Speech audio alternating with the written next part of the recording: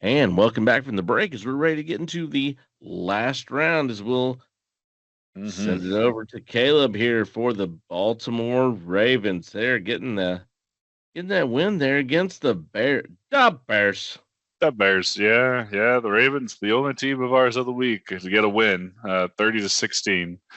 Um, and some people are commenting like, yeah, this game means the Ravens are back. Like they're gonna turn this around and do Tyler great Huntley, things, win the baby. division. Tyler Huntley, he back, man. Yeah, Tyler Huntley, the savior, Tyler Huntley, man. But yeah, I mean, welcome back, Tyler Huntley. He's definitely fits our system better, which is to be expected in all honesty. Cooper Rush. He's been there 8 different times. He leaves and comes back. He was a little bit of Josh Johnson. Yes, you're right. But I mean, that being said, like Cooper Rush, I still think is a good backup, but he needs an O line, and our O line is so bad. You need somebody to move. Otherwise, it's just going to get killed all the time. Rush doesn't move. Rush doesn't move. So I think Huntley is definitely a better fit for our scheme, but I think Cooper Rush is a good backup QB and could be good. For somebody out there. But that being said, this to me, it's a win, and you held Bears came in with a 4-game winning streak, and they're talking about how Swift is doing amazing. But I mean, you look back at the teams they beat, the Saints, injured Commanders team that they barely came away with, Raiders, Cowboys. I mean, the last good team they played was the Lions, and they blew them out 52-21. So I mean, to me, the Bears are not this great offensive weapon. We saw, as we like to harp, Caleb Williams being a bust. We saw his mistakes over and over again with the accuracy being sped up. He's been so up and down this year. Like he's not been consistent. When he's been good, he's been good. But he's been really he's been okay, yeah. But yeah. So, I mean, to me, as far as the defense goes, I think this was a little bit of an overreach. To me, the Rams game was a much better one overall, actually holding that team down. Granted, that's without Puka Nacua for the game. And you can go back and say, well, the Rams scored 5 touchdowns the next game without Puka still. But yeah, when you have time to prepare for somebody being down, that's different than just, oh, we're down this guy all of a sudden.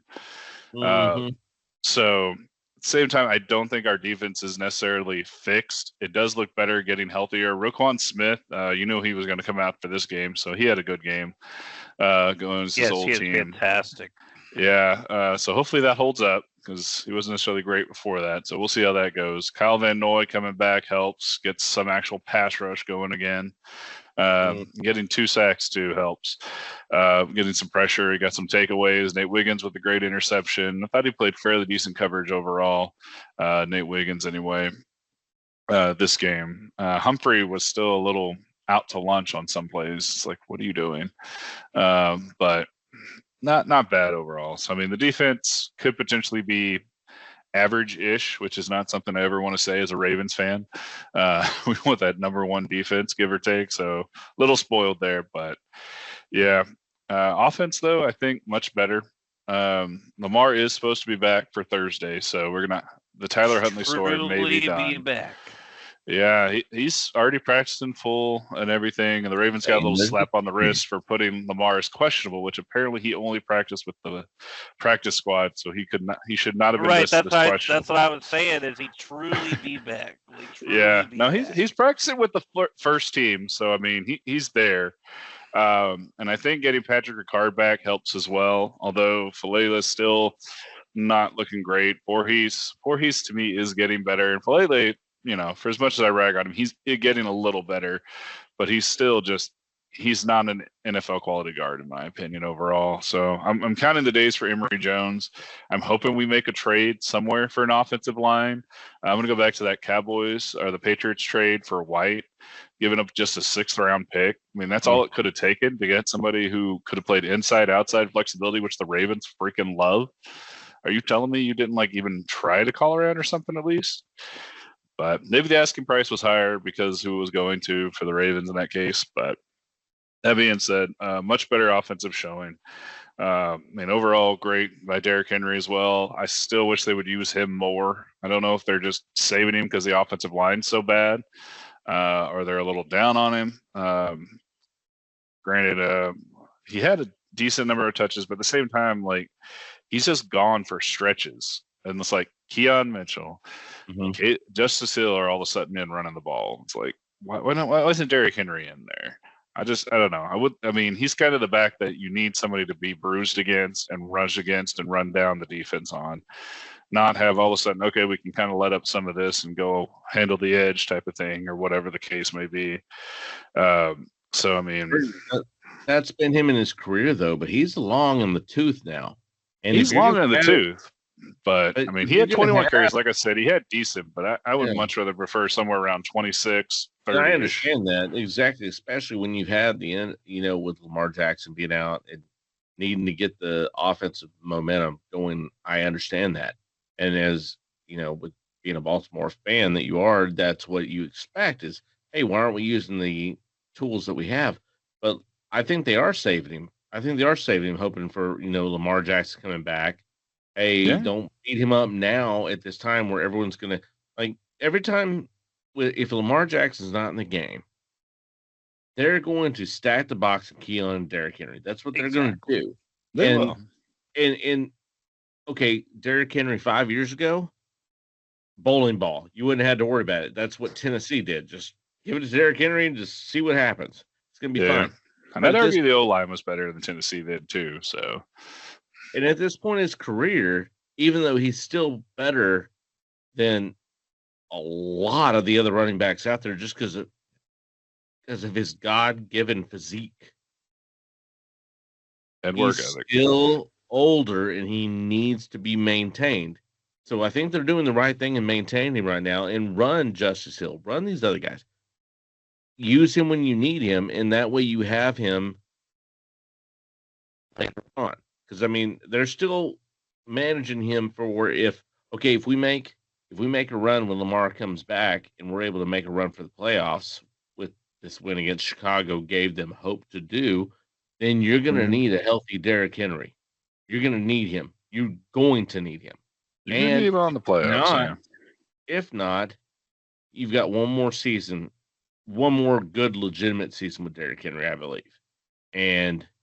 That could be argued, yes. If you don't, if this season, if it's either way, they're saving him for if we start, getting some wins stacked up that we can make a push this year, then we have him healthy and ready to go.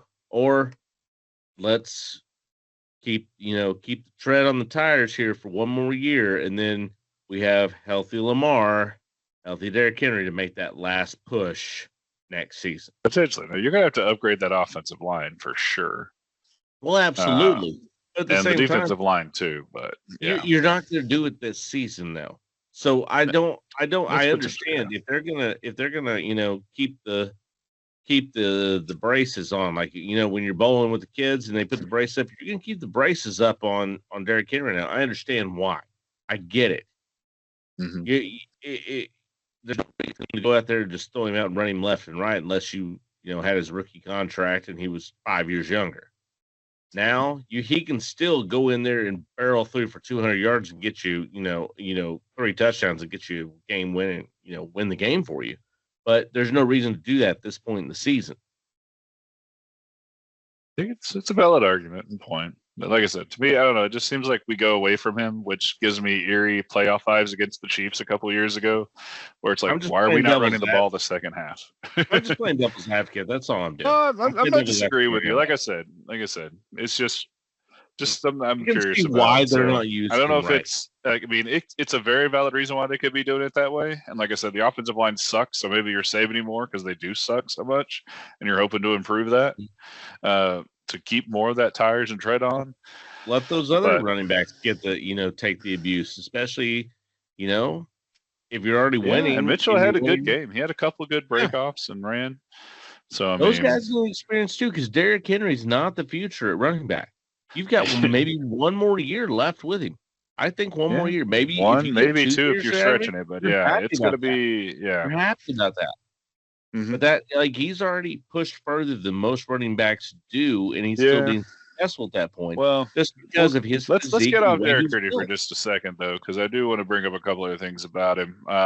But the one thing too with Derrick Henry is I am glad they gave him that last rushing touchdown in the fourth quarter, excuse me, just for his confidence, because he hadn't been on the field for like a quarter, and he got shoved and stuffed up in the middle and then kind of ran it back out. So, I mean, good for his confidence. I'm glad they kept him in. I said it right before. I was like, Harbaugh, please put him in. But yeah, like I said, Derek Henry is definitely long in the tooth, but he had an okay game. Like I said, just interested on the game plan to me. And that being said, too, I am a little upset some more with the play calling in that fourth quarter because about the 3 minutes and 30 seconds left, all of a sudden we're playing not to lose.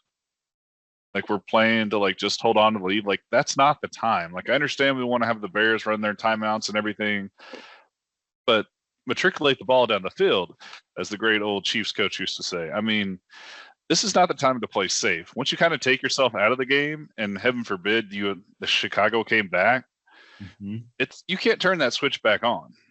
So I don't understand. To me, it was a little early for that again. So poo on Harbaugh and Monken for that one to me, but. End of the day, I mean, it took a horrible offensive pass interference by DeAndre Hopkins to keep the Ravens in this game and make it actually a 2-score game again. So, I mean, I was just like, I don't understand the play calling here. But yeah, that should have been offensive pass interference on Hopkins. But as Jeff likes to say, when the Bengals get calls their way, one for the good. Should have been one of the two. Like it was a foul on him. It was a face mask or pass interference. Either one should have been called, but none of it was called. That was kind of crazy. Yeah, it was a little interesting that none of that was called. It's almost like the Chiefs were playing, but nah. Jokes aside, and that was on 3rd and 7. Yeah. Oh yeah. Well, 3rd and 8, I think. But yeah, like I said, I mean. They don't have any business like all of a sudden winning that game because of a pass interference play. And to me, just again, it's like, why are we playing not to lose? We need to play to win the game. But we'll get into coaches here in a sec because I do have my list for coach replacements since we have been a little bit of hiatus since we discussed possible coach replaces. So I do have a list going on there. So coming up, I mean, the Ravens could potentially be 7-5 by the time they finish the Bengals if they happen to run these straight wins off. Which I think they easily could. You could. I mean, you got the Dolphins, the Vikings with all their injuries going on right now, the Browns, the Jets, the Bengals. These are all very winnable games. So, I mean, you could all of a sudden be 7-5 going against the Steelers. So, I mean, who are very beatable. Yeah, and lost again this week. So, I mean, lost to Green Bay. Yeah, thanks to the Bengals, Jeff, and Flacco keeping that gap close enough for us. Because I mean, oh my goodness. So I mean, I kind of like it, but I hate it at the same time. Because I kind of want at least one of our coaches to be fired, in particular Zach Orr. The defense coordinator I think needs to go, and I want Harbaugh gone as well, as we know. But I mean, if you're all of a sudden 7-5, like you've turned the season around. Yep, and that's not good. But yeah. But then also, I mean, you get to actually start playing good teams after that. I'm not talking about the Steelers or Patriots or Packers at the end of the season. I'm talking about if you happen to get into the playoffs and all of a sudden your draft pick is now fucking high. Well, still Steelers, Patriots, and Packers are all division leading teams. They are. Like I said, I mean, the Steelers don't really scare me. Patriots could be an interesting one. Green Bay could always be a good one. So, I mean, I think we're going to see more of the actual metal once you get there. Right now, Green Bay is the number 1 seed in the NFC. They are. That's what I'm saying. Like, it could be interesting when you get down there. But, I mean, like I said, you could be 7-5 by the time you finish with the Bengals in week, was that 6 or 7, excuse me? No, that'd be week 8, isn't it? No, I am way back off. Sorry, I'm just going to stop counting because I was only a math minor. Way down there when the Bengals play. But, yeah, so overall, I mean, this could be really interesting. But I don't see us doing well in the playoffs. We got to face somebody who has like an actual defense coming up, which we're not going to come up against until we potentially face the Patriots back on December 21st. So, I mean, you could get in the playoffs by default, not less how bad the AFC North is. I mean, was it 9-8 could get you the division this year? Sure. It's potential. So we'll see how it goes. Who are your coaches? Yes, the coaches. Well, I'm going to start at the bottom and go to the top. So I'm going to start at the offensive line because I think that coach needs to be fired as well, George Warhop. And the one I really like on that is Chris Strausser, who's currently with Washington, I believe, if I remember looking up that right. So, I mean, to me, he would be a good replacement. Aaron Cromer from the Buffalo Bills could be interesting as well. But those are just a couple options. Are you just talking about Baltimore coach you want replaced? Oh, I thought just Harbaugh. Oh, yeah. I've got a defensive coordinator list. I've got an O-line coach, and I have Harbaugh. Like I said, I'm running through these as quickly as I can to get to Harbaugh. Baltimore. We thought you were talking like head coaching, like changes like throughout the whole league. Yeah, that too. I'll skip to that if you want to freaking talk about that first. Yes. Yes. Okay, fine. Because I can tell you right now that no one listening gives two rats' asses about the assistant That's why coaches. I was trying to go quick, and you're slowing my ass down. That's your fault. One's slowing you down. That's your fault. No, you let us. All right, whatever. Don't put that curse on Ricky Bobby. And then you're like, anyway, here's the coaches. Here's the coaches. Coordinator. Well, let me talk about the offense. Robert Saleh would be one. Let's do that. Joe Brady and Cliff Kingsbury are some of the ones I kind of want to see interesting. Ooh. You want Cliff Kingsbury as Baltimore's head coach? I would be interesting to see Cliff Kingsbury because I think he could be an interesting offensive mind to come in there. Like I said, at that point, Zach Orr definitely needs to go for defense coordinator. I mean, maybe bring Matt Patricia in there, who's doing wonders at Ohio State right now with that defense. Now, he failed in Detroit. He did fail in Detroit. As the head coach. Yeah. As defense coordinator. I think Saleh right now is a big one. Brian Flores, I wouldn't necessarily mind either. Current Vikings defensive coordinator. I think Lamar could be that bridge to the coach. He's figured out the tush push. Yeah, until he injured his quarterback. Oh, that's not his. No, he's the defensive coordinator. But yeah, he's supposedly figured it out. But yeah, I mean, Saleh's probably top of my list just because defense. Head coach. Yeah, I think. Honestly, I thought he did an okay job with the Jets. I'm not gonna lie. I just think the players weren't there, and Aaron Rodgers going down kind of fucked him. So I think Saleh could be an interesting. I mean, the Jets were in the top 5 while he was there, and now look at that Jets defense. Mm-hmm. So I mean, the 49ers defense. If you're Joe Brady, he was offensive coordinator at LSU with Jamar Chase and Joe Burrow and Justin Jefferson and all of that. Yeah, there's been talks about more to see him honestly as your head coach. It'd be more interesting, in all honesty. Who would you rather have? I mean, where would you rather go if you're Joe Brady? Would you rather go to the Bengals, the Ravens, or the LSU job?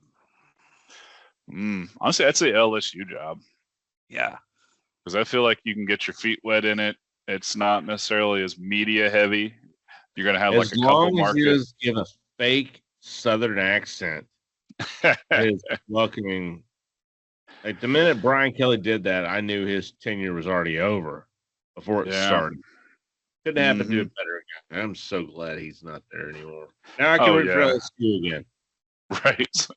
Same. I don't feel bad, feel bad pulling for LSU now. But yeah. But I'd say Saleh and Kingsbury, if you're going to go defensive, offensive, are my probably top 2. Okay. And for this game on Thursday, we do anticipate a victory in Lamar's return? With Lamar's return, Patrick Ricard's still there. Yeah, I think they should beat the Dolphins. Dolphins is another team kind of like the Jets you should beat. Sorry to rub it in, Joe. Yes. But these are just teams you should beat. So I think they'll beat the Dolphins for sure, and I think it'll be about a two score game by the end of it. But they could all of a sudden fall back on their ways, like, oh yeah, we had a great game, we've done enough, and just go back to what they were for the bye. So for both of you, Dolphins continue going like they're going the rest of the season. Mike McDaniel is gone. Your thoughts? Yes, and absolutely. And honestly, I thought I figured honestly he'd be fired here in a week or two.